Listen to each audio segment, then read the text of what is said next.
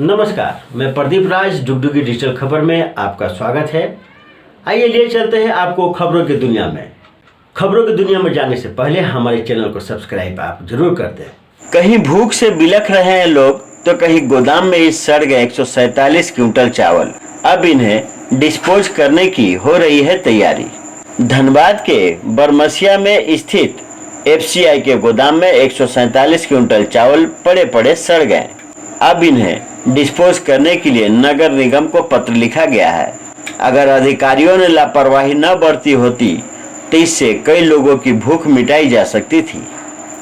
ये सारे चावल जब गोदाम में पहुंचे थे तो भीगे हुए थे। फिर लॉकडाउन लग गया और इसकी किसी ने सुध नहीं ली।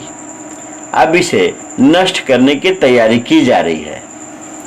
दिसंबर 2022 में रेलवे रैक से एफसीआई का चावल धनबाद पहुंचा था। एफसीआई के अनुसार उस समय एक रैक मिसिंग था। वह काफी दिनों बाद यहां पहुंचा। उसमें आए चावल को बरमसिया के एक गोदाम में रख दिया गया था। चावल भीगा हुआ था। उसके बाद कोविड की वजह से लॉकडाउन लग गया। उस दौरान एफसीआई के किसी अधिकारी ने सुध नहीं ली। अब जाकर पता चला कि गोदाम में ही 147 क्विंटल चावल सड़ गए। एफसीआई ने इसके निस्तारण के लिए नगर निगम को पत्र लिखा है। इसमें लिखा है कि 147 क्विंटल डैमेज चावल को तत्काल डंप करने की जरूरत है। अपर नगर आयुक्त महेश्वर महतो ने बताया कि एफसीआई से पत्र मिला है, आगे की प्रक्रिया देखी जा रही है। वह रहे सरकारी नियम। अगर गोदाम में अनाज सड़ जाए तो उसे डिस्पोज करने की प्रक्रिया की जाती है, परंतु वही अनाज अगर किसी डीलर के यहाँ सड़ता है तो उसे हर्जाने के तौर पर भुगतान करना पड़ता है। डीलरों को भी 3 साल पुराना राशन मुहैया कराया जाता है और उनसे 3 साल बाद फ्रेश अनाज की मांग की जाती है। उन्हें मजबूर किया जाता है कि आप अनाज लाइए और लाभुकों को बांटिए। लेकिन सबसे बड़ा सवाल यह उठता है कि जब सरकार के अपने ही गोदाम में राशन सड़ जाते हैं, फिर डीलरों के यहाँ क्यों नहीं सड़ सकता है?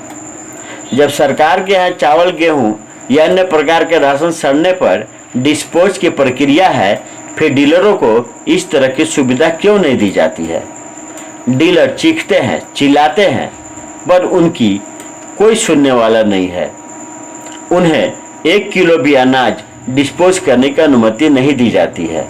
डीलरों के यहाँ अगर अनाज सड़े तो उन पर कार्रवाई, सस्पेंड, फिर एफआईआर करो, परंतु बाबू के लापरवाही से अगर स्टेशन पर या गोदाम में अनाज सड़े तो किसी के ऊपर किसी भी प्रकार का कोई कार्रवाई नहीं।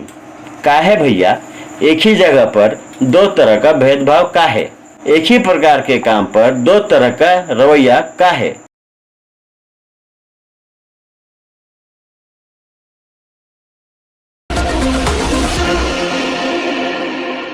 धनबाद जिला अंतर्गत मैथन काली पहाड़ी दक्षिण पंचायत भवन के पीछे झाड़ी से मंगलवार को मैथन पुलिस ने एक युवक का शव बरामद किया है। युवक की पहचान कमलपुर निवासी कन्हई महतो के 19 वर्षीय पुत्र पिंटू महतो के रूप में की गई है।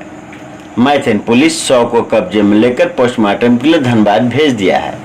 पिंटू के जेब से पुलिस को दवा का पैकेट और एक मोबाइल फोन भी मिला है। बताया जाता है कि पिंटू के पैकेट से कीटनाशक दवा बरामद हुई है। हालांकि पुलिस ने इसकी पुष्टि नहीं की है। मैथन ओपी प्रभारी विकास यादव ने बताया कि मामले की जांच की जा रही है। इसके बाद ही पता चल पाएगा कि बरामद दवा कीटनाशक है या जहर या अन्य कोई दवा। विकास यादव ने बताया कि पिंटू के मोबाइल फोन का कॉल डिटेल भी निकाला जा रहा है।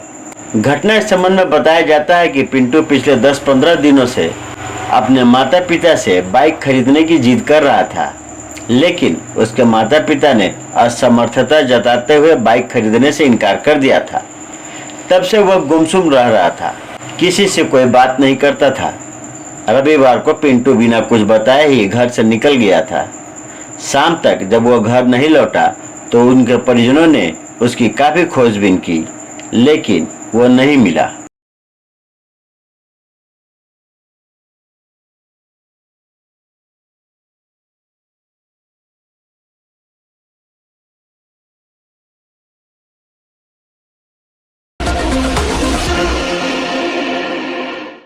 बिहार के आरा जगदीशपुर के संगम टोला गांव के पास बेलगाम ट्रक ने लूना सवार एक किसान को रौंदा, हुई मौत।